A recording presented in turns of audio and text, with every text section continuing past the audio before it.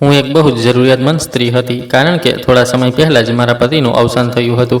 જ્યારે મારી ડૉક્ટર નણંદે મને હોસ્પિટલમાં નર્સની નોકરી અપાવી અને પછી એક પુરુષ દર્દીના રૂમમાં મારી ડ્યુટી લગાવી, ત્યારે મેં ના પાડી, કારણ કે હું એક વિધવા હતી.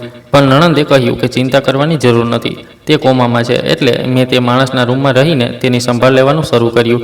પરંતુ જ્યારે પણ હું સવારે ઉઠતી, ત્યારે મારા અને તે બેભાન દર્દીના કપડા પર પીળા રંગના ડાઘ દેખાતા હતા. પછી એક દિવસ બીજી નર્સે મને પૂછ્યું કે તને એક રાતનું કેટલું મળી જાય છે. આ સાંભળીને મને ખૂબ ગુસ્સો આવ્યો, પણ હું સહન કરી ગઈ. હવે મને શંકા થવા લાગી હતી કે કંઈક ગડબડ ચોક્કસ છે.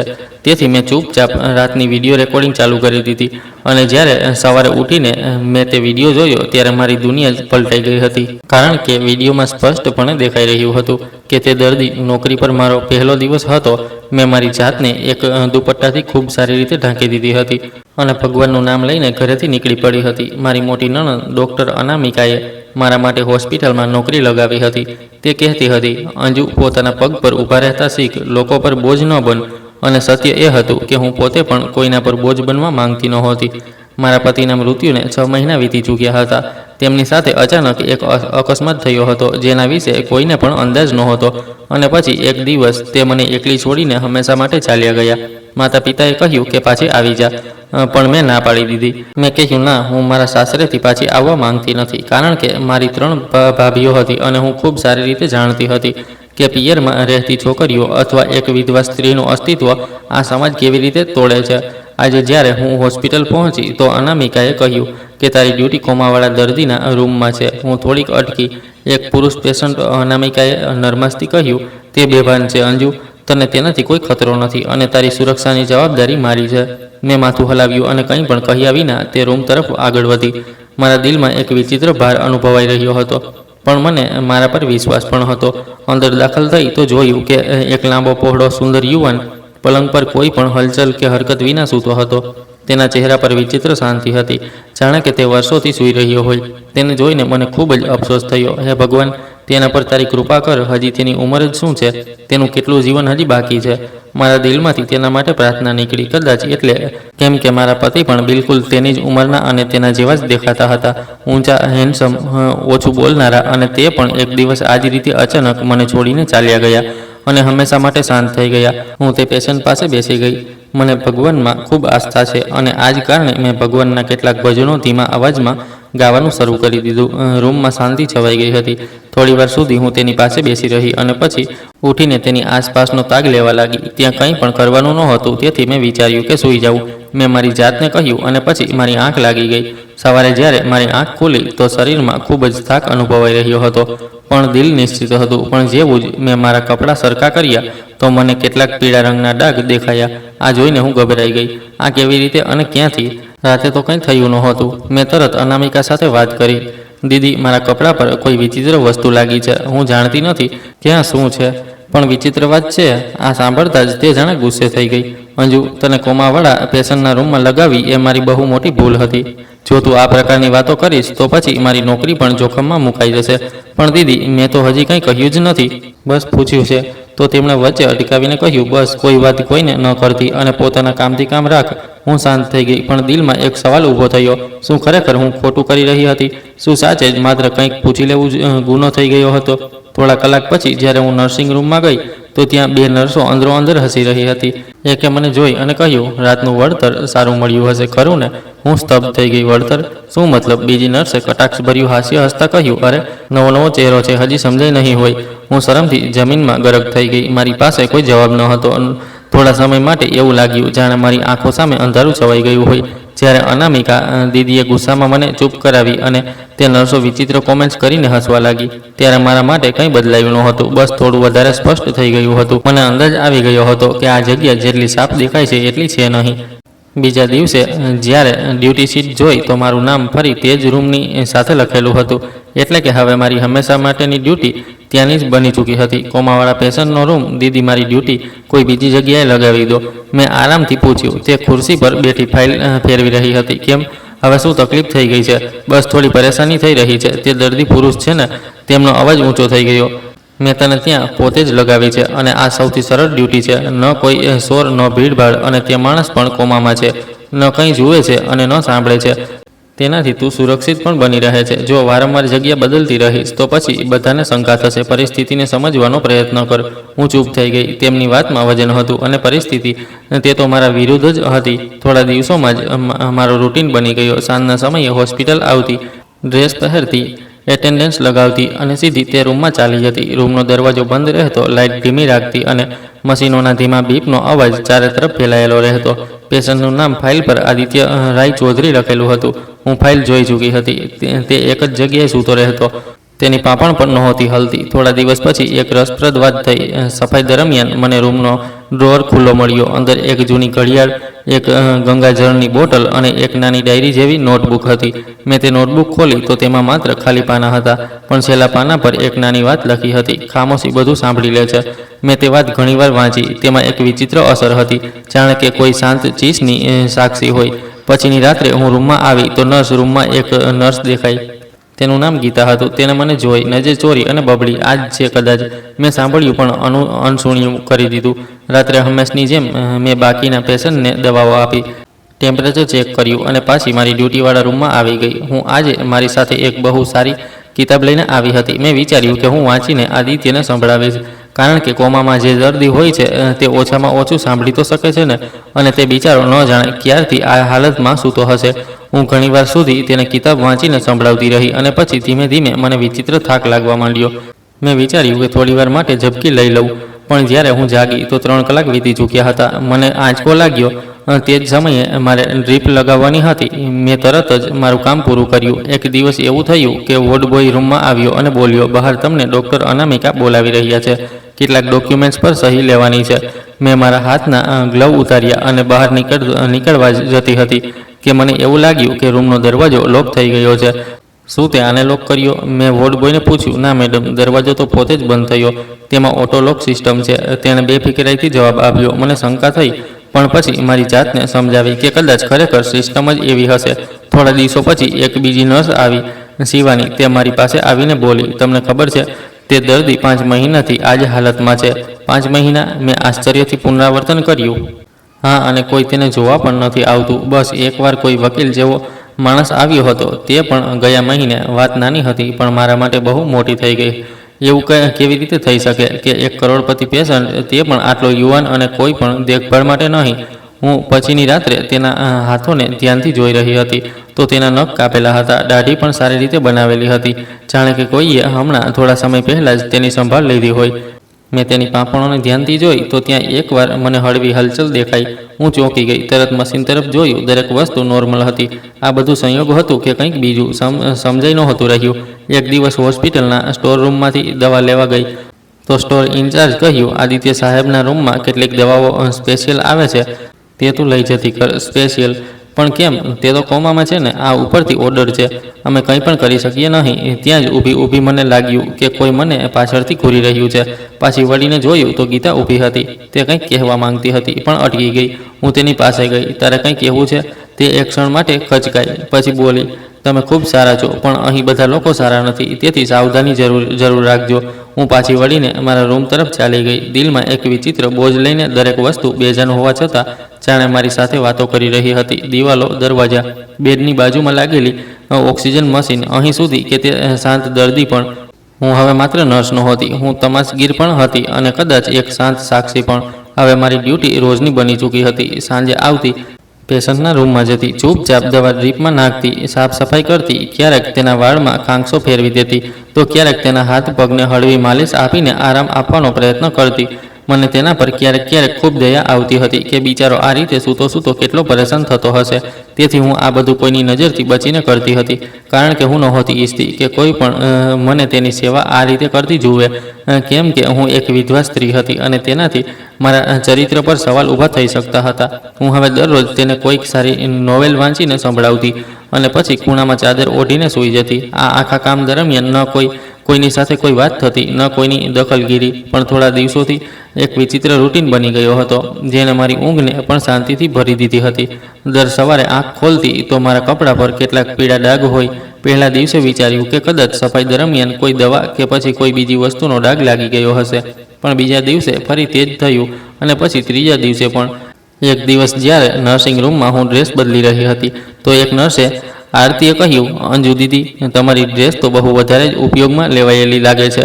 રાતની ડ્યુટી લાગે છે, સારી ઉજળી. મેં ચોંકીને તેની તરફ જોયું. શું મતલબ છે તારો? તે હસવા લાગી. અરે દીદી, આ તો મજાક હતો. તમે તો બહુ જલ્દી ગંભીર થઈ જાઓ છો. પછી બીજી નર્સે નૈના બોલી, આરતી છોડ, પણ અંજુ દીદી બહુ સારી સ્ત્રી છે. તેમને આ બધી વાતો સમજમાં નથી આવતી. હું ત્યાંથી ચૂપચાપ નીકળી ગઈ, પણ અંદર કંઈક ખટકવા લાગ્યું. આ ડાઘ, આ વાતો, આ ઈશારા, આ બધામાં કંઈક વિચિત્ર જરૂર હતું. પછી એક બીજો બનાવ બન્યો. ડ્યુટી દરમિયાન એક વોર્ડ બોય દવા આપવા આવ્યો. મેં તેને ગુડ ઇવનિંગ કહ્યું, પણ તે જવાબ આપ્યા વિના અંદર દાખલ થયો.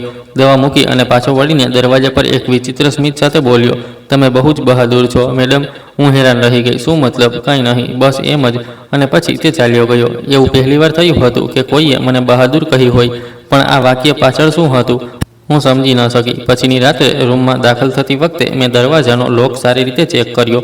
મને કંઈક વિચિત્ર અનુભવાયું, જેમ કે ક્લિકનો અવાજ અલગ લાગી રહ્યો હોય. જેમ કે દરવાજો બંધ તો થયો, પણ ખરેખર મેં જોયું કે અંદરથી સ્ટોપર આપોઆપ જ લાગી ગઈ હતી. પછી દિલમાં ખ્યાલ આવ્યો કે કદાચ ખરેખર સિસ્ટમમાં કંઈક ખરાબી હશે. મેં મોબાઈલ કાઢીને વિડીયો બનાવવાનો પ્રયત્ન કર્યો, પણ અંદર તો નેટવર્ક કામ જ નહોતું કરી રહ્યું.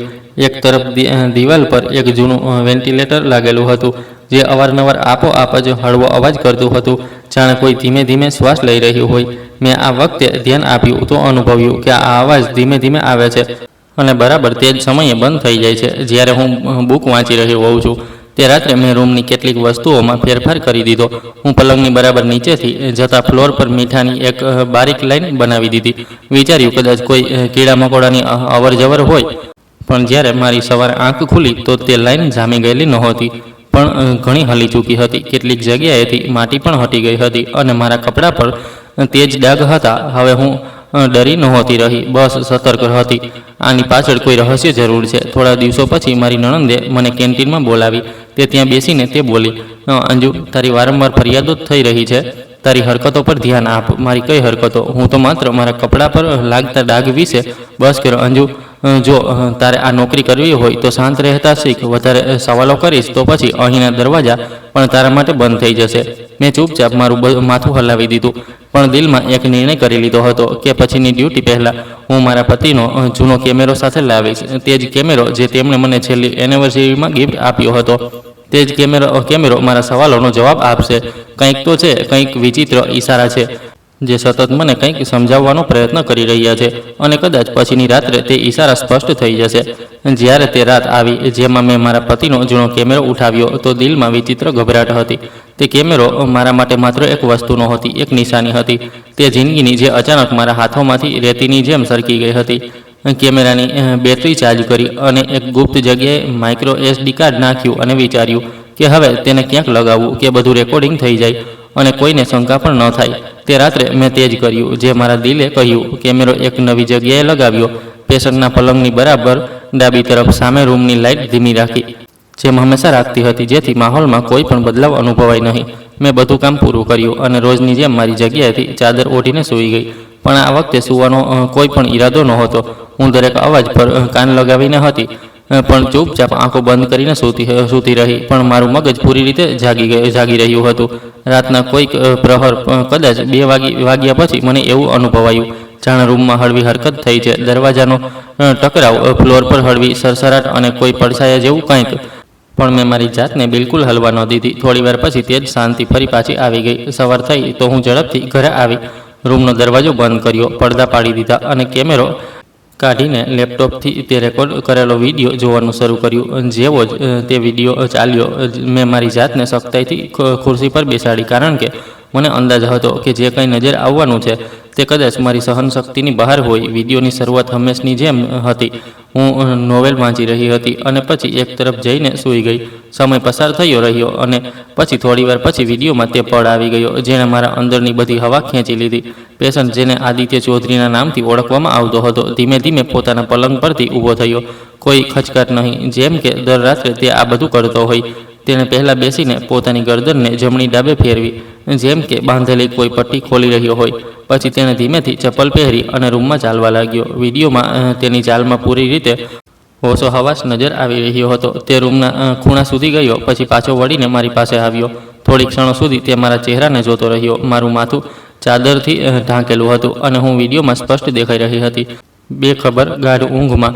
પછી તેણે મારી ચાદરનો કિનારો ધીમેથી હટાવ્યો, મારા વાળને સ્પર્શ કર્યા, જેમ કે કોઈ પોતાનાને ધીમેથી જગાડવાનો પ્રયત્ન કરી રહ્યું હોય. આ કદાચ માત્ર જોવાની ઈચ્છા હોય. પછી તેણે પોતાના પેશન્ટવાળા કપડાના ખિસ્સામાં હાથ નાખ્યો અને ન જાણે તેમાં એવું શું હતું કે તેણે પોતાની એક આંગળી મારા નાકથી થોડા ઇંચના અંતરે રાખી અને થોડીવાર સુધી ત્યાં જ રાખી.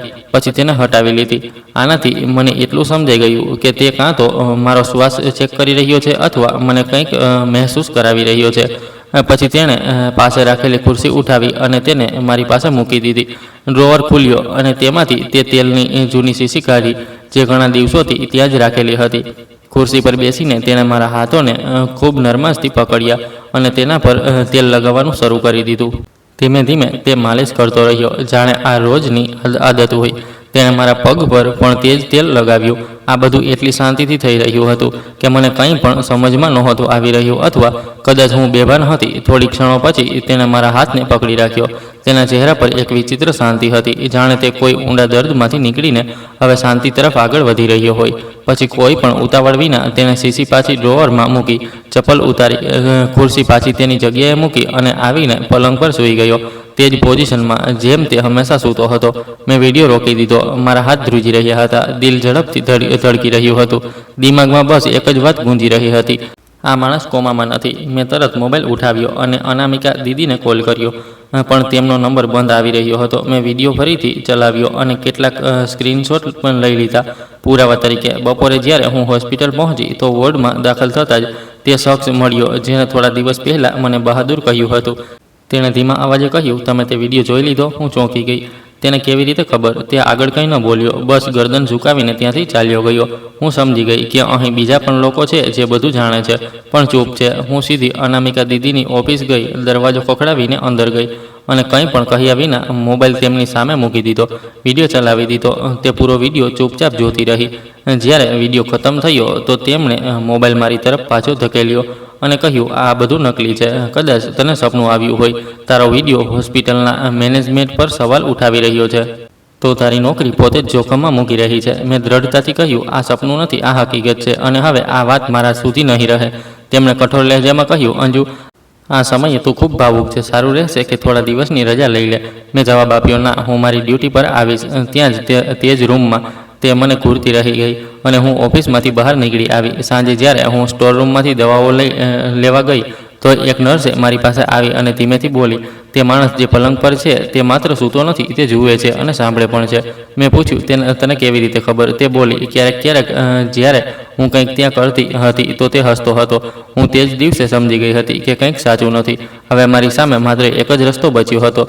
પછીની રાત્રે તેની સામે સચ્ચાઈ મૂકવી. મેં વિડીયો વારંવાર જોયો, દરેક વખતે આ આશા લઈને કે કદાચ આ નજરનો ધોકો હોય, કોઈ ટેકનિકલ ખરાબી, કોઈ ફ્રેમ કપાઈ ગઈ હોય, કંઈક તો એવું હોય જેનાથી લાગે કે હું ખોટી છું. પણ દર વખતે હકીકત વધારે સ્પષ્ટ થતી ગઈ. તે માણસ જેને દુનિયા કોમાનો પેશન્ટ સમજી રહી હતી, પૂરી રીતે હોશમાં હતો. તેની આંખોની હરકત, તેના શરીરની ગતિવિધિ, તેનો બધો વ્યવહાર, બધું તેના હોશમાં હોવાનો પુરાવો આપી રહ્યા હતા. જ્યારે તે મારા હાથો પર તેલ લગાવી રહ્યો હતો, તેના ચહેરા પર જે શાંતિ હતી તે બનાવટી નહોતી, જાણે તે કોઈ પૂજામાં લીન હોય. અને આ જ વાત મારી મૂંઝવણને વધારે ગહેરી કરી જઈ રહી હતી. આ વખતે મેં વધારે પુરાવા ભેગા કર્યા. પલંગની ચાદર પરથી એક ડાઘ સાફ કરીને ટીસ્યુમાં રાખ્યો, ડ્રોવરમાં રાખેલી શીશીની તસવીર લીધી અને દરેક ક્ષણને મારા નોટ્સમાં નોંધ્યું. મારી નિયત માત્ર સત્ય સુધી પહોંચવાની હતી, ન બદનામીનો ડર, ન કોઈની સાથે લડાઈ. બીજા દિવસે હું ફરી અનામિકા દીદી પાસે ગઈ. દરવાજો બંધ હતો. મેં હળવી ટકોર કરી. તે અંદર બેઠી ફાઇલોમાં ખોવાયેલી હતી. મેં કહ્યું, દીદી, તમારે એકવાર ફરી વિડીયો જોવો છે. તેમણે નજર ઉઠાવી. અંજુ, તું નહીં માને દીદી, બસ એક નજર, પછી જે નિર્ણય લેવો હોય તે લઈ લેજો. મેં લેપટોપ તેમની સામે મૂક્યું, વિડીયો ચલાવ્યો અને પોતે ચૂપચાપ બેસી ગઈ. વિડીયો ચાલતો રહ્યો અને તેમના ચહેરાના હાવભાવ ધીમે ધીમે બદલાવા લાગ્યા, જેમ કે દરેક ફ્રેમની સાથે તેમને વિશ્વાસ થઈ રહ્યો હોય કે હું જૂઠું નથી બોલી રહી, પણ માનવાનો ઇનકાર કરી રહી હોય. વિડીયો ખતમ થતાં તેમણે લેપટોપ બંધ કરી દીધું અને ઠંડા સ્વરે બોલી, આ વિડીયો ખોટો છે. તે તેને કોઈની પાસે એડિટ કરાવ્યો છે. આ પ્રકારના આરોપ લગાવીને તું તારી અને મારી નોકરી જોખમમાં મૂકી રહી છે. મેં કહ્યું, દીદી, તમે જાણો છો કે આ જૂઠ નથી. તમે બધું જાણો છો. બસ બહુ થઈ ગયું. તેમણે ગુસ્સામાં કહ્યું, જો તે આ વિડીયો કોઈને બતાવ્યો કે આ વાત ક્યાંય ફેલાઈ તો હું મજબૂર થઈને તને નોકરીમાંથી કાઢવા માટે મેનેજમેન્ટને રિપોર્ટ કરી દઈશ. હું આશ્ચર્યથી તેમની આંખોમાં જોઈ રહી હતી. ત્યાં ન કોઈ સહાનુભૂતિ હતી અને ન કોઈ દયા, માત્ર એક અવરોધ હતો, જાણે તે પોતે કોઈ મજબૂરીમાં ફસાયેલી હોય. મારા માટે આનાથી વધારે દુઃખદાયક વાત બીજી કોઈ નહોતી કે જે માણસ પર મેં સૌથી વધારે ભરોસો કર્યો તે જ મારો અવાજ દબાવવા પર તત્પર હતી. હું ચૂપચાપ બહાર આવી ગઈ. કોરિડોરમાં નર્સ ગીતા મળી. તેણે એક નજરમાં બધું સમજી લીધું. બધા લોકો ઇનકાર કરી રહ્યા છે. તેણે ધીમેથી પૂછ્યું. મેં બસ માથું હલાવી દીધું. તને કંઈ દેખાયું છે? તેણે કહ્યું અને મને ફરી સ્ટોર રૂમ તરફ લઈ ગઈ. ત્યાં એક જૂની કબાટની પાછળથી તેણે એક કવર કાઢ્યું. તેમાં જૂની રિપોર્ટ હતી, આદિત્ય રાય ચૌધરીની. આજો તેણે એક પીળું પાનું કાઢ્યું. આ તેની ન્યુરો રિપોર્ટ છે, જે ક્યારેય રજિસ્ટરમાં સામેલ જ નથી કરાઈ. લખેલું છે કે પેશન્ટને ઊંઘની દવા આપવામાં આવી છે, પણ તેનો રિપોર્ટ નોર્મલ છે. કોમા જેવો કોઈ પુરાવો નથી. મેં તે રિપોર્ટ હાથમાં લીધી, જાણે કોઈ હથિયાર પકડી લીધો હોય. તારી પાસે આ ક્યારથી છે? મેં પૂછ્યું. ઘણો સમય થયો, પણ ક્યારે હિંમત ન થઈ કોઈને બતાવવાની. હવે બતાવીશ, મેં કહ્યું. હવે છુપાવવું ગુનો છે. તે જ સાંજે મેં રિપોર્ટ, વિડીયો અને તસવીરો બધું એક ફોલ્ડરમાં રાખ્યું અને સીધી હોસ્પિટલના એક સિનિયર એડમિન ઓફિસ ડૉક્ટર કબીરની ઓફિસમાં ચાલી ગઈ. તે કઠોર લહેજાના માણસ હતા, પણ સિદ્ધાંત પ્રિય, પણ સમજી જતા હતા. સર, મારે તમને એક બહુ જ ગંભીર વાત જણાવવાની છે. મેં તેમને બધું જણાવ્યું. તે બોલ્યા, શું તારી પાસે પુરાવા છે? મેં આખો ફોલ્ડર તેમની સામે મૂકી દીધો. તેમણે એક એક વસ્તુ ધ્યાનથી જોઈ, વિડીયો ચલાવ્યો, રિપોર્ટની તપાસ કરી અને પછી બોલ્યા, જો આ સાચું છે તો આખું સિસ્ટમ જૂઠાણા પર ચાલી રહ્યું છે. જી, અને મારી નણંદ ડૉક્ટર અનામિકા તે બધું જાણે છે. તેમણે તરત ફોન ઉઠાવ્યો, કોઈને બોલાવ્યા અને મને કહ્યું, તું શાંતિથી પાછી તારી ડ્યુટી પર જા, આગળ અમે સંભાળી લઈશું. તે જ રાત્રે મારા દિલે આ નિર્ણય લઈ લીધો કે હવે જે પણ થાય સત્યથી પાછળ નહીં હટીશ. રૂમમાં આવી તો આદિત્ય હંમેશની જેમ શાંત પડ્યો હતો, પણ આજે પહેલીવાર તેને જોઈને હું ન ડરેલી હતી, ન ગભરાયેલી, કારણ કે હવે હું જાણી ચૂકી હતી કે તે બેભાન નથી, માત્ર ચૂપ છે. અને હવે હું પણ ચૂપ નહીં રહીશ. ડૉક્ટર કબીરે વિડીયો જોઈને કહ્યું તો હતું કે મામલો સંભાળી લેશે, પણ 2 દિવસ વીતી ગયા અને કોઈ કાર્યવાહી થતી નજર ન આવી. અનામિકા દીદીએ એકવાર પણ મારી સાથે વાત ન કરી, માત્ર એક નજર નાખી, જાણે હું તેમના માટે હવે બિનજરૂરી થઈ ચૂકી હોઉં. ડ્યુટી હજી પણ તે જ રૂમ, તે જ પેશન્ટ, તે જ અને તે જ ખાસ માહોલ. હું વિચારવા લાગી કે માત્ર વિડીયો અને મૌખિક ફરિયાદ પૂરતી નથી. મને પુરાવા જોઈએ, જે માત્ર દેખાય નહીં, વંચાઈ પણ શકે. તે જ રાત્રે મેં એક પ્લાન બનાવ્યો. નાઇટ ડ્યુટી દરમિયાન જ્યારે વોર્ડ ક્લાર્ક સ્ટોર રૂમમાં ગયો, હું શાંતિથી નર્સિંગ રૂમની પાછળ ગઈ, જ્યાં પેશન્ટની ફાઇલ રાખવામાં આવતી હતી. ફાઇલોને એક એક કરીને જોવામાં મેં સમય બગાડ્યો નહીં. માત્ર આદિત્ય રાય ચૌધરીનું નામ શોધ્યું અને તરત રૂમમાં પાછી આવી ગઈ. દરવાજો બંધ કર્યો, બેડ લેમ્પ ચાલુ કર્યો અને ફાઇલ ખોલી. પહેલા પાના પર લખેલું હતું, પેશન્ટ ડીપ કોમા, મોનિટર્ડ 3 મંથ. આ તે જ વાત હતી જે બધા કહેતા આવ્યા હતા, પણ પછી પાના પર એક બીજો કાગળ ચોંટાડેલો હતો, જાણે ઉતાવળમાં જોડવામાં આવ્યો હોય. તેના પર એક નાનો નોટ લખેલો હતો, નામ Aditya Rai Chowdhury, condition stable, under protective observation. Aditya Rai Chowdhury. આ નામ હવે એવું લાગવા લાગ્યું જાણે મેં પહેલાં પણ સાંભળી ચૂકી હતી. થોડા મહિના પહેલાં મારા પતિ સાથે જ્યારે હું એક જગ્યાએ ગઈ હતી, ત્યારે તેણે જણાવ્યું હતું કે આદિત્ય રોય ચૌધરી એક બહુ મોટો બિઝનેસમેન છે. રિયલ એસ્ટેટ, ટેક્સટાઇલ અને ઘણા બધા ઇન્સ્ટિટ્યુશન, દરેક જગ્યાએ તેનું જ નામ હતું. હું બીજા પાના પલટાવા લાગી. રિપોર્ટ્સમાં કેટલીક વસ્તુઓ ગાયબ હતી, જાણે કોઈ જાણી જોઈને માહિતી છુપાવી રહ્યું હોય. એક જૂની એક્સેસ રિપોર્ટની પાછળ એક હાથે લખેલી ડિટેલ નજર આવી, possible found please suspect case referred. મેં તે ફાઇલ દુપટ્ટામાં લપેટીને પાછી મૂકી દીધી. હવે દિમાગમાં એક નવો સવાલ હતો, જો આ માણસ આટલો પાવરફુલ છે તો પછી તેને અહીં કેમ છુપાવવામાં આવ્યો છે, અને કોણ ઈચ્છતું હતું કે તે ક્યારેય જાગે નહીં? બીજા દિવસે મેં હોસ્પિટલની જૂની નર્સ સંગીતા દીદી સાથે વાત કરવાનો નિર્ણય કર્યો. તે સવારની શિફ્ટમાં આવતી હતી અને વિતેલા 20 વર્ષથી આ કામ કરી રહી હતી. હોસ્પિટલની દિવાલો જેવી શાંત પણ બધું જાણનારી. કેન્ટીનમાં ચા લેતા મેં પૂછ્યું, દીદી, તમે આદિત્ય વિશે કંઈ જાણો છો? તે એક ક્ષણ માટે અટકી. કેમ પૂછી રહી છે? બસ એમ જ. કેટલીક રિપોર્ટ વિચિત્ર છે અને તે એવો પેશન્ટ નથી લાગતો જેવો બતાવવામાં આવે છે. તેમણે આજુબાજુ જોયું, પછી ધીમેથી બોલી, તને કોઈ ધમકી તો નથી મળી? હજી સુધી નહીં, પણ સત્ય જાણવાની સજા ક્યાંક સુધી દૂર રહે છે. સંગીતા દીદી થોડીવાર શાંત રહી, પછી ધીમેથી બોલી, આ માણસ થોડા મહિના પહેલાં ઝેર ખવડાવવાના કેસમાં આવ્યો હતો. તેની હાલત ખૂબ નાજુક હતી, પણ તે બચી ગયો. પોલીસમાં રિપોર્ટ નોંધાઈ, પણ બીજા જ દિવસે કાર્યવાહી બંધ કરી દેવાઈ. કેમ? મેં પૂછ્યું. કહેવામાં આવ્યું કે ફેમિલીને શંકા છે કે તે પોતાની જાન લેવાનો પ્રયત્ન કરી રહ્યો હતો. પણ તે આત્મહત્યા નહીં અંજુ, મેં તેના કપડા પર નિશાન જોયા હતા અને સૌથી વધીને જ્યારે તે હોશમાં આવ્યો હતો તો પોતે બોલીને તેણે કહ્યું હતું કે મને મારા પોતાના મારવા માંગે છે. પછી આ બધું છુપાવવામાં કેમ આવ્યું? કારણ કે તેણે પોતે કહ્યું હતું કે તેના જીવતા હોવાની ખબર બહાર ન જવી જોઈએ. તેણે કહ્યું, મને મરવાની નજીક સમજીને જે ચહેરા બેનકાબ થઈ રહ્યા છે તેમને પૂરી રીતે બેનકાબ થવા દો. હું સ્તબ્ધ રહી ગઈ. તો તે કોમામાં નહોતો? ના બેટી, તેણે માત્ર એક ડ્રામા કર્યો છે જેથી અસલી ગુનેગાર સામે આવે. તમે આ વાત કોઈને ન જણાવી. હંમેશા વિચાર્યું કે એવું કરવું, પછી તે જ ડર નોકરીની સુરક્ષાનો પણ તારામાં તે હિંમત છે જે અમારામાં નહોતી. મારી આંખો સામે તે બધી રાતો ફરવા લાગી. જ્યારે તે માણસ મારી નજીક આવીને બેસતો, મારા હાથો પર તેલ ઘસતો અને શાંતિથી પાછો ચાલ્યો જતો. હું કેટલીક બેખબર હતી, પણ હવે નહીં. હું પાછી વોર્ડમાં આવી અને રૂમનો દરવાજો બંધ કરીને થોડીવાર તેના ચહેરાને જોયો. તે હંમેશની જેમ જ હરકત વિના પડ્યો હતો, પણ હવે તેની શાંતિ સમજવા લાગી હતી. મેં મારી જાતને કહ્યું, તું સૂતો નથી, તું બધું જુએ છે અને હવે હું પણ તને જોઈ રહી છું. હવે હું માત્ર એક નર્સ નહોતી, હું તેની કહાનીનું પાત્ર બની ચૂકી હતી જે બધાની નજરથી દૂર હતું. હું શાંત સાક્ષી હતી અને સત્યની નજીક પહોંચી ચૂકી હતી. સંગીતા દીદીની વાતો મારા દિમાગમાં ગૂંજી રહી હતી. તે જે કંઈ કહી ગઈ હતી તે માત્ર રહસ્ય નહોતા, એક ભારે જવાબદારી પણ હતી. આદિત્ય ચૌધરી જીવતો હતો, હોશમાં હતો અને પોતાને મૃત બતાવીને પોતાના જ લોકોને બેનકાબ કરી રહ્યો હતો.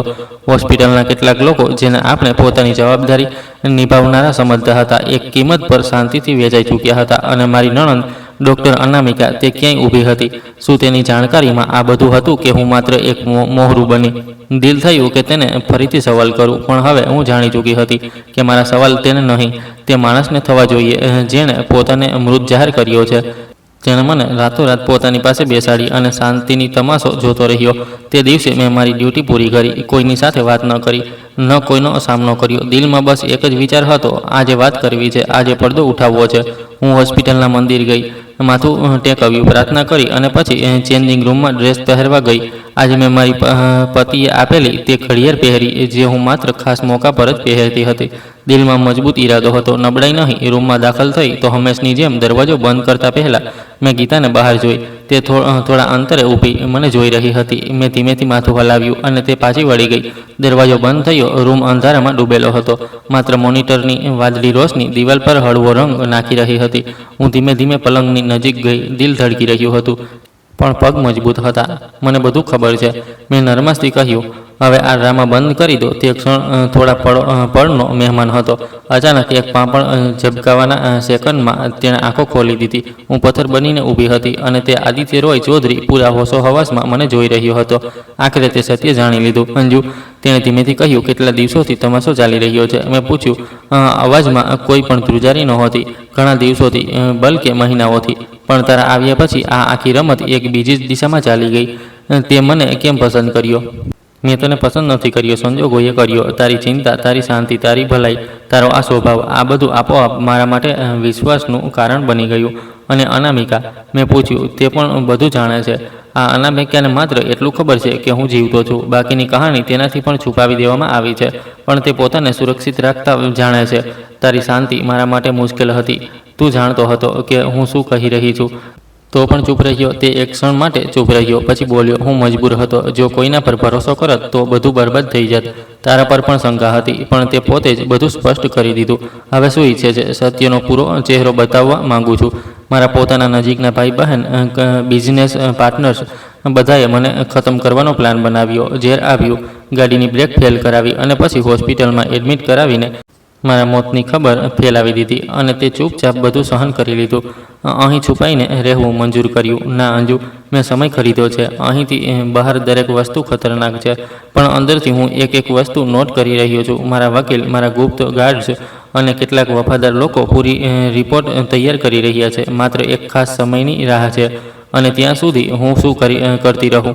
હવે તારે કંઈ નથી કરવાનું. તું માત્ર મારી સચ્ચાઈની સાક્ષી બની ચૂકી છે.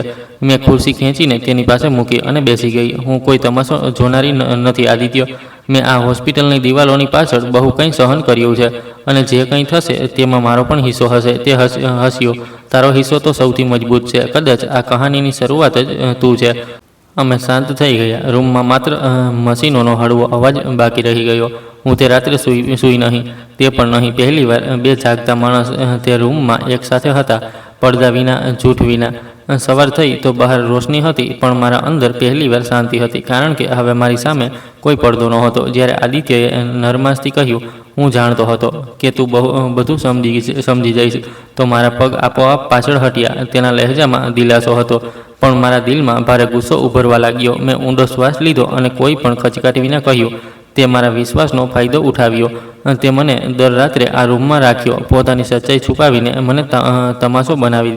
તે થોડીવાર શાંત રહ્યો, પછી ધીમેથી બોલ્યો, ના અંજુ, મેં તને ચકાસી. કોઈ માણસના ચરિત્રને પારખવા માટે સમય લાગે છે, અને હું દરેક પગલે જોઈ રહ્યો હતો કે કોણ મારી ગેરહાજરીના વફાદારી નિભાવે છે.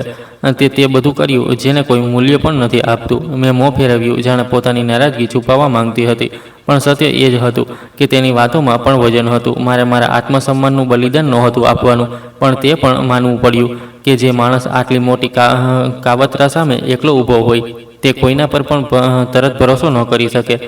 તને ક્યારે ખબર પડી કે હું શંકા કરવા લાગી છું? મેં પૂછ્યું. તે જ દિવસે જ્યારે તે મારો હાથ ઝટક્યો. તે રાત્રે મેં પહેલીવાર તારી આંખોમાં વિશ્વાસની જગ્યાએ સવાલો જોયા હતા. હું ખુરશી પર બેસી ગઈ. આદિત્ય પોતાની તે જ પોઝિશનમાં સૂતો રહ્યો, પણ તેની આંખોમાં તે ગહેરાઈ હતી જે સત્ય છુપાવનારાઓમાં નથી હોતી. તું આ બધાથી શું મેળવવા માંગે છે? મેં સાફ શબ્દોમાં પૂછ્યું. ન્યાય અને તેની જમીન જે મારા માટે ઊભી થઈ. જ્યારે બધાએ મારો સાથ છોડી દીધો, તે વાત મારા દિલમાં જાણે તીરની જેમ વાગી. એક ક્ષણ આવી કે મેં વિચાર્યું, શું ખરેખર મારું હોવું આટલું ખાસ થઈ ગયું હતું? મેં કંઈ ન માંગ્યું, પણ ફરી તે જ ખ્યાલ આવ્યો, કદાચ ભગવાને મને એક ઉદ્દેશ્ય માટે અહીં મોકલી હતી. હવે શું તું કરવાનો છે?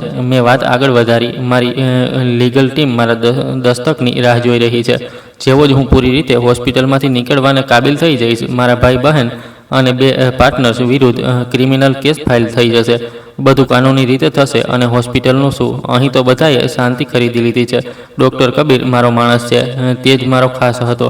તેણે પણ ભરોસો અપાવવો મુશ્કેલ હતો, પણ હવે તે બધું સંભાળી રહ્યો છે. અનામિકાને પણ બહાર નીકળવું પડશે, બસ સમયની રાહ છે. તે મારી નણંદ છે. મેં અચાનક કહ્યું, મને સમજાતું નથી કે આ બધામાં કેમ શાંત રહી. આદિત્યએ નરમાશથી કહ્યું, કદાચ તે માત્ર સુરક્ષિત રહેવા માંગતી હતી. તે કેટલાક લોકો જાલિમ નથી હોતા, માત્ર નબળા હોય છે. તે જવાબ મારા દિલને ચૂભી ગયો હતો. સાચું હતું, પણ તેને સ્વીકારવું મુશ્કેલ હતું. તને કેવી રીતે ખબર કે હું તારી સાથે છું? મેં અચાનક પૂછ્યું. તું અહીં બેઠી છે, તે જ પૂરતું છે. તેની આંખોમાં મને સાફ સાફ જોઈ રહી હતી. તેની નજરમાં કંઈ મેળવવાની ઈચ્છા નહોતી, પણ આભાર હતો. તે જ રાત્રે જ્યારે હું હોસ્પિટલમાંથી નીકળી, તો પહેલીવાર મેં મારા દિલમાં શાંતિ અનુભવી. મેં નર્સિંગ રૂમ પર જઈને પછીના 3 દિવસની ડ્યુટીનો સમય બદલ્યો. ઈરાદો હતો કે આ 3 દિવસોમાં તે દરેક વસ્તુ જોઉં, સાંભળું અને નોટ કરું જે આ કાવતરાનો હિસ્સો હોઈ શકે. બીજા દિવસે સંગીતા દીદીને મારા વિશ્વાસમાં લીધી. તેણે કહ્યું, જો કંઈ પણ થાય, જો કંઈ પણ તને સવાલ કરે, તો બસ એટલું કહેજે કે અંજુ પેશન્ટની પ્રાઇવસીનું ધ્યાન રાખી રહી છે. તેમણે મારી વાતના જવાબમાં પોતાનું પર્સ ખોલ્યું અને અંદરથી જૂનો ફોટો કાઢ્યો. આ તે દિવસનો છે જ્યારે તેના ભાઈ પહેલીવાર અહીં આવ્યા હતા. મેં તે દિવસે તેમાં કેટલીક રેકોર્ડિંગ સુરક્ષિત કરી લીધી હતી. હું હંમેશા વિચારતી રહી કે ક્યારેક આપું, પણ હવે સમય આવી ગયો છે. મેં ફોન લીધો. રાત્રે ઘરે જઈને તેની ઓડિયો ચેક કરી. આદિત્યના ભાઈનો અવાજ હતો, આ કમબખ્ત હજી સુધી કેમ નથી મર્યો? ડૉક્ટરને વધારે ડોઝ વધારવો પડશે. મિલકતના કાગળ પર સહી કર્યા વિના મરી ગયો તો આખો પ્લાન બરબાદ થઈ જશે. મારા હાથમાં એક બીજો પુરાવો લાગી ગયો. મેં તે ક્લિપ કોપી કરીને સુરક્ષિત કરી લીધી. પછીની સવારે મેં આદિત્યને સંભળાવી. તેને શાંતિથી સાંભળી, તેના આંખો બંધ કરી લીધી અને કહ્યું, અને રમત ખતમ થવા આવી ગઈ છે? મેં કહ્યું, નહીં, હજી એક પગલું બાકી છે. કહ્યું, તારું સામે આવવું, તે બધાની સામે જેમણે તને મૃત સમજીને તારો હિસ્સો વહેંચી લીધો. તે હસ્યો, ધીમેથી બોલ્યો, તો મારો સાથ આપીશ? હવે હું પાછી હટી શકતી નથી. અમે બંને જાણતા હતા આ માત્ર કાવતરું નહોતું, એક નવી હકીકતની શરૂઆત હતી. અને તે હકીકતમાં મારું પાત્ર ખતમ નહોતું થયું, બલકે હવે શરૂ થયું હતું. જ્યારે મેં આદિત્યને તે ઓડિયો સંભળાવી, તેની પાંપણ પણ ન ઝબકી, જાણે તે દરેક વાત પહેલાંથી જાણતો હોય. પણ તે ક્ષણ પછી તેની શાંતિ બદલાઈ ગઈ હતી. હવે તે વારંવાર નોટિસ જોતો, કોલ્સ કરતો, ફાઇલોની ચેકિંગ કરાવતો, જાણે એક યુદ્ધનો છેલ્લો પ્લાન બાકી હોય અને તેને પોતે પૂરો કરવા માંગતો હોય. હું માત્ર જોઈ રહી હતી, સાંભળી રહી હતી અને શીખી રહી હતી. આ તે દિવસો હતા જ્યારે મને અહેસાસ થયો કે કોઈ માણસ જો અક્કલ અને ધીરજથી કામ લે તો આખી દુનિયાનું કાવતરું પણ તેને તોડી ન શકે. રૂમમાં અવારનવાર તેના વકીલ આવતા, ગુપ્ત દસ્તાવેજો પર દસ્તક લેવાના આવતા અને વોટ્સએપ પર ગુપ્ત મેસેજ એકબીજાને મોકલવામાં આવતા. મેં એક દિવસ પૂછ્યું, શું આ સૌથી સુરક્ષિત રીત છે? આદિત્યએ જવાબ આપ્યો, આ જ સુરક્ષિત છે. તે લોકો મારાથી વધારે હોશિયાર છે, પણ બેદરકાર જરૂર છે. તેમની મક્કારીએ તેમને બેનકાબ કરી દીધા છે. તે જ સાંજે જ્યારે હું ડ્યુટી ખતમ કરીને નીકળવા જ જતી હતી, એક ગાડી શાંતિથી હોસ્પિટલના પાછળના દરવાજા પર આવીને ઊભી રહી. ગાડીમાંથી બે માણસ નીકળ્યા. એકના હાથમાં લેપટોપ બેગ હતી.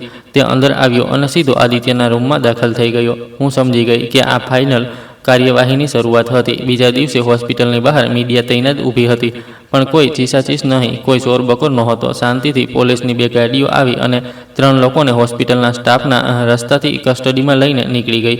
તેમાં તે જ 2 ચહેરા સામેલ હતા જે મેં આદિત્યની ફાઇલમાં દસ્તક કરતા જોયા હતા.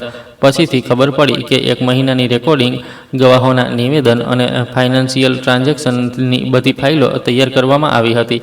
આદિત્યએ બધું પોતાના હાથમાં રાખ્યું અને છેલ્લા સમય સુધી કોઈના પર એ જાહેર ન થવા દીધું કે તે ક્યારેક અને કેવી રીતે વાર કરશે. સાંજે જ્યારે હું હંમેશની જેમ પેશન્ટની ફાઇલ અપડેટ કરી રહી હતી તો ડૉક્ટર કબીરે મને બોલાવી. તારા માટે એક ખાસ મેસેજ છે, તેમણે કહ્યું અને મને એક સફેદ કવર પકડાવી દીધું. મેં તેને ખોલ્યું તો અંદર એક સાદો નોટ હતો. તેમાં માત્ર 2 વાતો લખી હતી. કાલે સવારે હું હોસ્પિટલ છોડી રહ્યો છું. તે મારું જીવન બચાવ્યું છે. આદિત્ય, મારા માટે આ 2 વાક્યો સામાન્ય નહોતા. મેં એક સફર જોયો હતો અને એવું લાગ્યું કે તેનો પહેલો પડાવ હવે ખતમ થઈ રહ્યો હતો. પછીની સવારે આદિત્ય એક ખાસ રસ્તાથી પૂરી સુરક્ષાની વચ્ચે હોસ્પિટલમાંથી નીકળી ગયો. તેના ગયા પછી રૂમ ખાલી લાગવા લાગ્યો. જાણે દિવાલો પર લટકેલા કેલેન્ડર અટકી ગયા હોય. જાણે ઓક્સિજન મશીનનો અવાજ હવે માત્ર શોર બની ગયો હોય. મારી ડ્યુટી તો ચાલતી રહી, પણ દિલ ત્યાં જ ક્યાંક અટકેલું રહી ગયું હતું. અનામિકા દીદી સાથે 2 વાર મુલાકાત હોસ્પિટલના કોરિડોરમાં થઈ.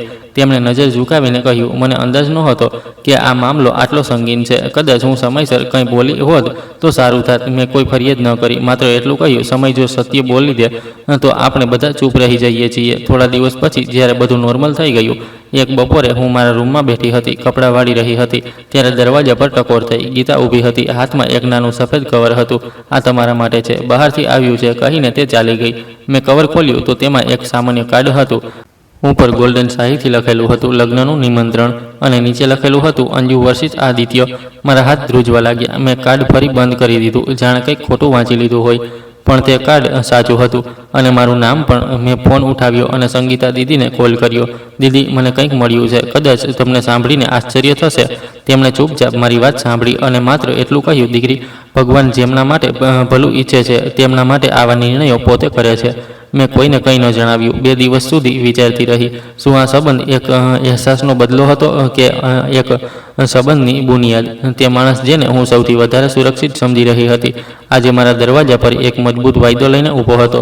આખરે મેં ભગવાન સામે માથું ઝુકાવ્યું અને નિર્ણય મારા દિલને સોંપી દીધો. હવે એક બીજું પગલું ભરવાનું હતું, પણ આ પગલું જિંદગી તરફ હતું. તે કાર્ડ ઘણા દિવસો સુધી મારા ઓશિકા નીચે રાખેલો રહ્યો. હું તેને વારંવાર ખોલતી, વાંચતી અને પછી મૂકી દેતી. આદિત્યનો નિર્ણય મારા માટે હેરાન કરી દેનારો નહોતો, પણ એ વિચારવું કે હું ખરેખર તેની નવી શરૂઆતનો હિસ્સો બની શકું છું, આ મારા માટે સરળ નહોતું. મેં ઘણી રાતો ભગવાન સાથે વાતો કરતા વિતાવી. જો આ સંબંધ મારા હકમાં છે તો મારા દિલને શાંતિ આપી દે, જો નથી તો મને ના પાડવાની હિંમત આપી દે. હું એકલી હતી, પણ નબળી નહીં. હવે જે નિર્ણય લેવાનો હતો તે લાગણી પર નહીં, પણ અક્કલ અને ઈમાન પર કરવાનો હતો. ત્રીજા દિવસે મેં સંગીતા દીદીને બોલાવી, તેમની સામે ચા મૂકી અને કહ્યું, તમને કેવું લાગશે જો હું હા કહી દઉં? તે થોડીવાર ચૂપ રહી, પછી બોલી, અંજુ, તે માણસને તે સમયે ઇજ્જત આપી જ્યારે દુનિયાએ તેને મરેલો સમજી લીધો હતો. જો તે તને જિંદગીની ઇજ્જત આપવા માંગે છે તો આ તારો અધિકાર છે. મેં તેમની વાત સાંભળીને માથું ઝુકાવી લીધું. બીજા દિવસે મેં ફોન ઉઠાવ્યો, આદિત્યના વકીલનો નંબર ડાયલ કર્યો અને માત્ર એટલું કહ્યું, મારો જવાબ હા છે, પણ મારી કેટલીક શરતો પણ છે. વકીલે કહ્યું, હું તમને બધું જણાવી દઈશ. સાંજ સુધીમાં આદિત્ય તરફથી મેસેજ આવી ગયો, તારી દરેક વાત મને દિલથી કબૂલ છે. લગ્ન સાધારણ રીતે થશે અને સંબંધ માત્ર ઇજ્જત પર કાયમ રહેશે. આ જવાબે મારા દિલને એક નરમાશ આપી. મેં લાલ દુપટ્ટો કાઢ્યો, તે જ જે મારી પહેલી લગ્નમાં મને પહેરાવવામાં આવ્યો હતો. તેમાં ઘણી જૂની યાદો હતી, પણ આજે તેમાં એક નવો વળાંક જોડાવા જઈ રહ્યો હતો. લગ્નની તારીખ નક્કી થઈ. એક નાના હોલમાં ન કોઈ બેન્ડબાજા, ન કોઈ દેખાડો, બસ 2 દિલ, 2 પરિવાર અને 2 સાક્ષી. તે જ દિવસે મેં મારા પહેલા લગ્નનો લહેંગો પહેર્યો અને મારા પહેલા પતિએ આપેલો તે નાનો લોકેટ, જેને હું હંમેશા દિલની નજીક રાખતી હતી. સંગીતા દીદી મારી સાથે હતી અને ગીતાએ મારો દુપટ્ટો સરખો કર્યો. તમે ખૂબ સુંદર લાગી રહ્યા છો અંજુ દીદી, તેણે કહ્યું. હું માત્ર પ્રાર્થના કરીશ કે આ બધી ખુશીઓ હંમેશા બની રહે. પંડિતજીએ મંત્ર વાંચવાનું શરૂ કર્યું.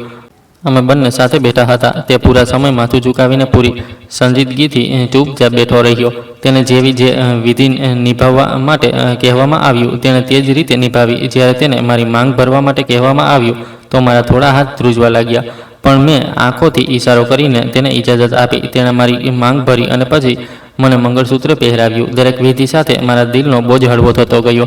પછી અમે 7 ફેરા લીધા. મારા દરેક ફેરાનું વચન દિલથી બોલી અને ભગવાનને પ્રાર્થના કરી, જે સફરની શરૂઆત મેં તારા ધીરજથી કરાવી તેનો અંજામ પણ મારા માટે સારો બનાવ. ન કોઈ ફોટોગ્રાફર હતો, ન વિડીયો, ન કોઈ પોસ્ટ. બસ મારા દિલમાં તે ક્ષણની તસવીર સુરક્ષિત હતી, જેમાં મારી વફાદારી અને મારી સચ્ચાઈ એક નવા સંબંધમાં બંધાઈ ગઈ હતી.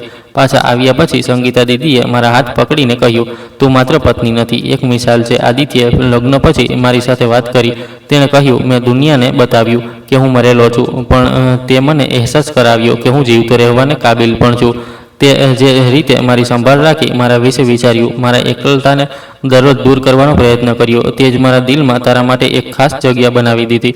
મેં હસીને કહ્યું, તો એટલે તું રોજ મારા હાથ પગની માલિશ કરતો હતો? તે થોડો શરમાતા બોલ્યો, હા, કારણ કે મને દર વખતે અહેસાસ થતો હતો કે તું મારા માટે કેટલી મહેનત કરે છે અને થાકી જાય છે. બસ તેના માટે એક નાનો પ્રયત્ન કરતો હતો અને કંઈ નહીં. અમે કોઈ હનીમૂન પ્લાન ન કર્યો, કોઈ બીજા દેશની સફર પર ન નીકળ્યા. બીજા દિવસે અમે બંને એક સામે મંદિર ગયા. ત્યાં જઈને પૂજા કરી, ગરીબોમાં કપડાં વહેંચ્યા, બધું એક સાથે કર્યું, જેમ કે 2 સામાન્ય માણસ જે એક અસામાન્ય મુશ્કેલીમાંથી પસાર થઈને હવે સાધારણ રીતે જિંદગી જીવવાનો પ્રયત્ન કરી રહ્યા હતા. મારા જીવનની પરીક્ષાઓ ખતમ નહોતી થઈ, પણ હવે મારે એકલા તેનો સામનો નહોતો કરવાનો. આ લગ્ન કોઈ અહેસાનનો બદલો નહોતો, આ 2 રસ્તાઓનો મેળ હતો, જે અલગ અલગ ચાલતા ચાલતા એક વળાંક પર આવીને એક સાથે થઈ ગયા. હવે હું એક નવી જિંદગીમાં દાખલ થઈ ચૂકી હતી, જેમાં મારા હમસફર તે બધું જાણતા હતા જે હું છુપાવવા માંગતી હતી. તે પછી જે તેમણે મને અપનાવી તે કોઈ અહેસાનથી વધીને હતું. લગ્ન પછી જિંદગીમાં એક નવી શાંતિ આવી, પણ આ તે શાંતિ નહોતી જે દુઃખ પછી આવે છે. આ તે કરુણા હતી જે ભગવાનની મરજીથી નસીબથી થાય છે. હું તે જ અંજુ રહી, સામાન્ય ભગવાન પર વિશ્વાસ કરનારી. ફરક માત્ર એટલો આવ્યો કે હવે મારું દિલ દરેક પગલું કોઈની સાથે હતું. આદિત્યએ લગ્ન પછી કંઈ પણ જણાવ્યું નહીં, ન અધિકાર બતાવ્યો. તેની આંખોમાં માત્ર એક વસ્તુ હતી, ભરોસો. એક દિવસ સવારે નાસ્તો કરતાં તેણે કહ્યું, હું ઈચ્છું છું કે તું તારી જિંદગી ત્યાંથી ફરી શરૂ કર જ્યાંથી તે તેને છોડી હતી. પણ આ વખતે પૂરા વિશ્વાસ સાથે. મેં હેરાનીથી જોયું, શું મતલબ? મેં એક હોસ્પિટલ ખરીદી લીધી છે. તે નાની છે, પણ ગરીબ અને મજબૂર વિધવા સ્ત્રીઓ માટે તેને રિઝર્વ કરી છે. હું ઈચ્છું છું કે તું ત્યાંની ઇન્ચાર્જ બને. તારા જેવી સ્ત્રીઓ કોઈ પણ જગ્યાની તસવીર બદલી શકે છે. મેં તે નાસ્તો ચાના એક સાદા કપ સાથે કર્યો, પણ દિલમાં એટલું ભરાઈ આવ્યું કે થોડા પળ માટે શ્વાસ લેવાનું જ ભૂલી ગઈ. જો મારા હોવાથી કોઈનું દિલ હિંમતથી ભરાઈ શકે છે તો હું જરૂર જઈશ. થોડા અઠવાડિયા પછી મેં એક નવો ડિપાર્ટમેન્ટ સંભાળી લીધો. ત્યાં આવનારી સ્ત્રીઓમાં મોટા ભાગે વિધવા છૂટાછેડા લીધેલી અથવા એવી છોકરીઓ હતી જે કોઈ સહારો શોધી રહી હતી. હું તેમની વચ્ચે જ હતી, કોઈ ઊંચ નીચ વિના. એક નર્સ એક દિવસ કહ્યું, મેડમ, તમે બિલકુલ અલગ છો. ન અવાજ મોટો કરો છો, ન અમને ઠપકો આપો છો, તો પણ બધા સાંભળી લે છે. મેં હસીને જવાબ આપ્યો, કારણ કે હું તે ભાષા બોલું છું જે તમારા બધાના દિલમાં છુપાયેલી છે. હું તે બધું સહન કરી ચૂકી છું જે તમે સહન કરી રહ્યા છો. એક દિવસ હોસ્પિટલમાં અનામિકા આવી ગઈ. હું મારા ઓફિસમાં અંદર રિપોર્ટ જોઈ રહી હતી. જ્યારે દરવાજા પર ટકોર થઈ, દરવાજો ખુલ્યો. તે ધીમે ધીમે અંદર આવી. ચહેરા પર નમ્રતા હતી, નજર ઝૂકેલી હતી. મારે તને કંઈક કહેવું છે અંજુ, તેમણે ધીમેથી કહ્યું. મેં મારી ખુરશી પરથી ઉઠીને તેમના માટે ખુરશી ખેંચી. હું જાણું છું, મેં બહુ કંઈ છુપાવ્યું, બહુ કંઈ કહ્યું જે નહોતું કહેવું જોઈતું. હું પોતે ડરેલી હતી, સ્વાર્થી હતી, પણ તે કંઈક કર્યું જે હું ન કરી શકી. મને માફ કરી દે. મેં માત્ર એટલું કહ્યું, તમે મારી નણંદ હતી. આજે પણ શું સંબંધ લોહીથી નહીં પણ નિયતથી મજબૂત થાય છે. મેં માફ કર્યું. અમે બંને થોડા પળ ચૂપ બેઠા રહ્યા. કેટલાક સંબંધો શબ્દો વિના પણ ઠીક થઈ જાય છે. ઘરે પાછી આવીને મેં મારા માટે કેટલાક સાદા કપડાં કાઢ્યા. હવે મારો દિવસ હોસ્પિટલમાં પસાર થતો, સાંજે બાળકો સાથે. હા, ભગવાને મને દીકરીઓની ખુશી આપી હતી, જે નાની જાન જેને મેં મારી પ્રાર્થના અને ધીરજથી જોડવાનું શીખવ્યું. એક દિવસ મોટી દીકરી બોલી, માં, શું બધી સ્ત્રીઓ આટલી જ મજબૂત હોય છે જેટલી તમે છો? મેં તેના કપાળ પર હાથ મૂકતા કહ્યું, ના, પણ જે સ્ત્રી ધીરજ અને સત્યને પોતાનું હથિયાર બનાવી લે તેને કોઈ ઝુકાવી શકતું નથી. આદિત્ય અવારનવાર સાંજે મોડા આવતા, પણ દર વખતે બેસીને મને આખા દિવસ વિશે સંભળાવતા. ક્યારેક ક્યારેક એક બે વાતો પણ કહેતા. અમારા સંબંધમાં દેખાડો નહોતો, પણ ભરોસો ખૂબ હતો. પછી એક દિવસ હોસ્પિટલમાં કામ પરથી નીકળતી વખતે હું તે દરવાજા સામેથી પસાર થઈ જેના અંદર મારી પહેલી ડ્યુટી લાગી હતી. તે જ રૂમ જ્યાંથી મારી અજમાયશ શરૂ થઈ હતી. હવે તે જ રૂમ જનરલ પેશન્ટ માટે ઉપયોગ થતો હતો. બહાર નવો પેન્ટ થઈ ચૂક્યો હતો અને તકતી પર લખેલું હતું, આશીર્વાદ કક્ષ. હું થોડી પર રોકાઈ, દિવાલોને હાથ લગાવ્યો, આંખો બંધ કરી અને દિલમાંથી એક પ્રાર્થના નીકળી, હે ભગવાન, આભાર કે તે મારા જખમોથી મારું ભાગ્ય લગ્યું અને દરેક પગલે મને સહારો આપ્યો. ન કોઈ આંસુ વહાવ્યા, ન કોઈ દુઃખનું દ્રશ્ય. હવે યાદ આવ્યું, કારણ કે જે જગ્યાએથી દુઃખ શરૂ થયું ત્યાં જ મારી ઇજ્જતની બુનિયાદ ઊભી થઈ ચૂકી હતી. હવે હું હોસ્પિટલની ઇન્ચાર્જ છું, એક પત્ની છું, એક મા છું, પણ સૌથી વધીને તે સ્ત્રી છું જે જાણે છે કે જો નિયત સાફ હોય તો સંજોગો ગમે તેવા હોય રસ્તો પોતે જ બની જાય છે. આ વિડીયો ફક્ત મનોરંજનના હેતુથી બનાવવામાં આવ્યો છે. બધા પાત્રો કાલ્પનિક છે. વાસ્તવિક વ્યક્તિઓ, જીવિત કે મૃત અથવા વાસ્તવિક ઘટનાઓ સાથે કોઈ સમાનતા માત્ર સંયોગ છે. કોઈ પણ વ્યક્તિ, ધર્મ કે જાતિને ઠેસ પહોંચાડવાનો કોઈ ઈરાદો નથી. તો દોસ્તો, જો તમને અમારી વાર્તા પસંદ આવી હોય તો કોમેન્ટ કરો, વિડીયોને લાઇક કરો અને વધુમાં વધુ શેર કરો. ચેનલ પર નવા હોય તો સબસ્ક્રાઈબ કરો અને નોટિફિકેશન બેલ દબાવો જેથી આગામી અપડેટ સૌથી પહેલાં તમને મળે. ધન્યવાદ.